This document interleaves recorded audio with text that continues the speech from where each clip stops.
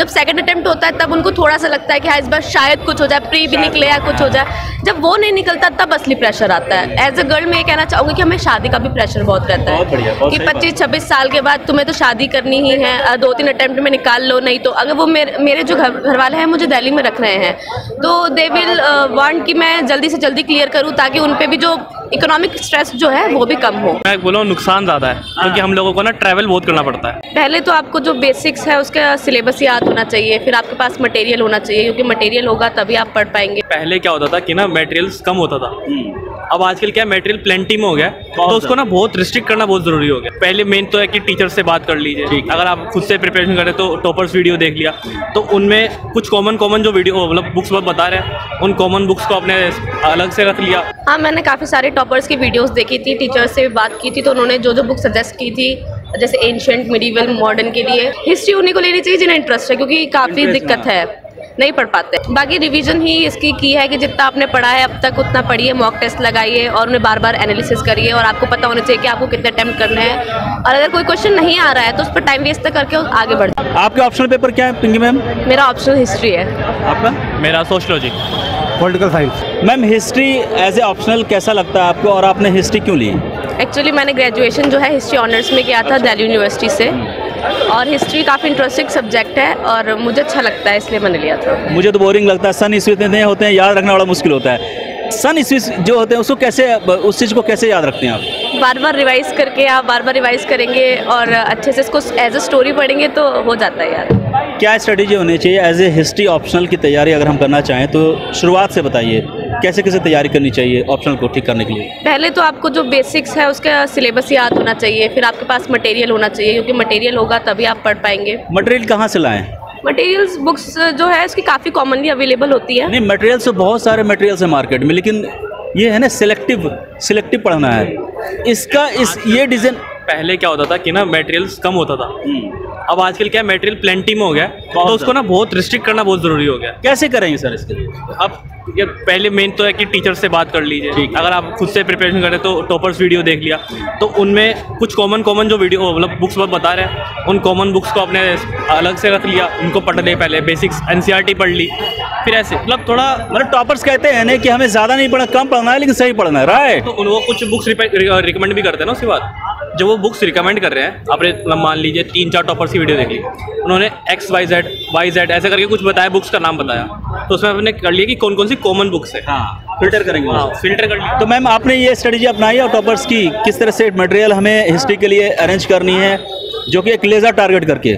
हाँ, मैंने काफ़ी सारे टॉपर्स की वीडियोस देखी थी, टीचर्स से भी बात की थी तो उन्होंने जो बुक सजेस्ट की थी जैसे एंशिएंट, मिडीवल, मॉडर्न के लिए वो पढ़ा था। मैं वाजीराम से भी कोचिंग ले रही हूँ तो उनके टीचर्स पे मैंने पूछा था कि ऑप्शनली कैसे पढ़ाई करते हैं, जो हिस्ट्री की फैकल्टी थी तो उन्होंने भी काफ़ी गाइड किया था। वाजीराम में तारिक सर हैं हिस्ट्री के लिए? हाँ जी, मोहम्मद तारिक सर। अब एक बात बताइए, हिस्ट्री एज ए ऑप्शनल कैसा सब्जेक्ट है? अगर कोई स्टूडेंट PSIR हिस्ट्री और एंथ्रोपोलॉजी के बीच में फंसा है और वो डिसीजन नहीं ले पा रहा तो आप उसको कैसे सजेस्ट करेंगे कि हिस्ट्री ले? हिस्ट्री का सिलेबस जो है काफ़ी लेंदी है और PSIR का भी काफ़ी लेंदी है। अगर आपको बायोलॉजी में और साइंस की तरफ थोड़ा रुझान है तो आप एंथ्रोपोलॉजी ले सकते हैं। अगर पॉलिटिकल साइंस या इंटरनेशनल रिलेशन में आपको पढ़ के इंटरेस्ट आता है या आपको अच्छा लगता है, आप क्यूरियस होते हो कि आपको आगे और पढ़ना चाहिए या आपको और जानना चाहिए तो आप PSIR भी ले सकते हो। हिस्ट्री उन्हीं को लेनी चाहिए जिन्हें इंटरेस्ट है क्योंकि काफ़ी दिक्कत है, नहीं पढ़ पाते हैं। हिस्ट्री में सुनते हैं एक फायदा ये है कि करंट अफेयर्स का कोई मतलब ये नहीं रहता। हाँ, करंट का कोई दिक्कत नहीं होती है, अपना प्रीवियस से क्वेश्चंस वगैरह कीजिए और अपने बुक्स वगैरह पढ़िए तो वो काफ़ी अच्छा रहता है। बाकी जो ऑप्शनल्स होते हैं उसमें करंट अफेयर्स काफ़ी अफेक्ट करते हैं। आप कब दे रही हैं UPSC? मेरा 2023 का अटेम्प्ट है। आप सर कब दे रहे हैं? मेरा भी 23 अटेम्प्ट है। क्या ऑप्शनल था आपका?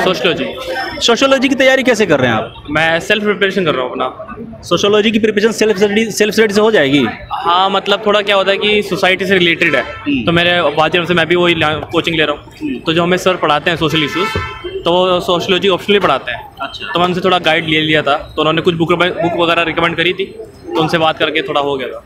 आप सर आप मेरा पॉलिटिकल साइंस।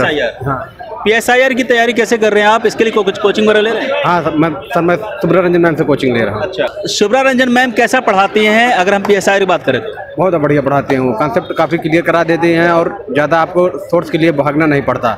नहीं, शुभ्रा रंजन मैम ही क्यों, और भी PSIR के लिए टीचर फैकल्टीज़ हैं दिल्ली में, शुभ्रा रंजन मैम के पास क्यों गए आप?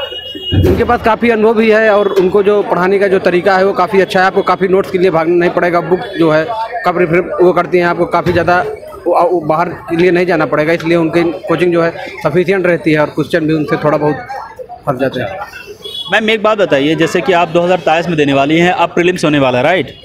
तो टाइम बहुत कम है और इस कम टाइम में क्या स्ट्रेटेजी होनी चाहिए जो कि आपने भी अपनाया होगा प्रीलिम्स के पॉइंट ऑफ व्यू से, उसके बारे में बताइए।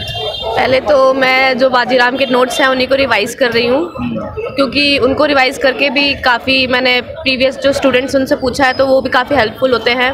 बाकी रिवीजन ही इसकी की है कि जितना आपने पढ़ा है अब तक उतना पढ़िए, मॉक टेस्ट लगाइए और उन्हें बार बार एनालिसिस करिए और आपको पता होना चाहिए कि आपको कितने अटेम्प्ट करने हैं और अगर कोई क्वेश्चन नहीं आ रहा है तो उस पर टाइम वेस्ट करके आगे बढ़ जाइए।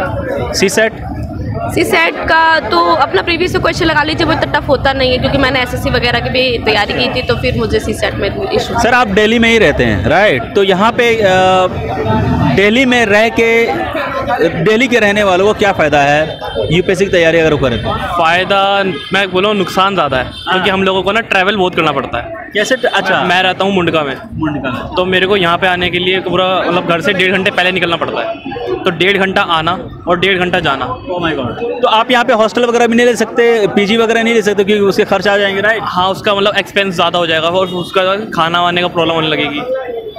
तो ये कैसे मैनेज करते हैं? एक क्या है कि बाहर से आना और यहाँ पे रहना, दोनों के अपने फ़ायदे हैं, दोनों के अपने नुकसान है। हाँ ठीक है, ऐसा कुछ नहीं है कि वो कोई ज़्यादा उसमें बेनिफिट में या उसको ऐसा कुछ नहीं है। आपको लगता है कि आपके पेरेंट्स हैं, उनका एक प्रेशर है आप पे कि बेटा कुछ करेगा, तो इस प्रेशर इस तरह कुछ होता है और आपको कभी डर लगता है इस बात का कि अगर नहीं कुछ कर पाए, भगवान न करे, आप लोग बहुत अच्छा करेंगे मुझे पता है, लेकिन इस तरह कोई फेयर फैक्टर होता है क्या? देखिए, फियर तो हमेशा रहता ही है।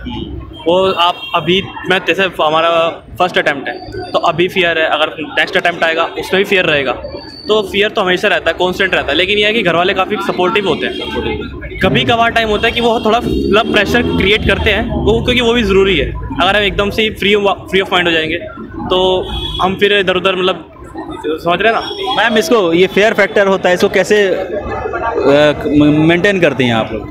जो फियर फैक्टर होता है, देखो सिंपल सी बात है, जब आपका फर्स्ट अटेम्प्ट होता है तो घर वाले आपको कोई प्रेशर नहीं देते हैं।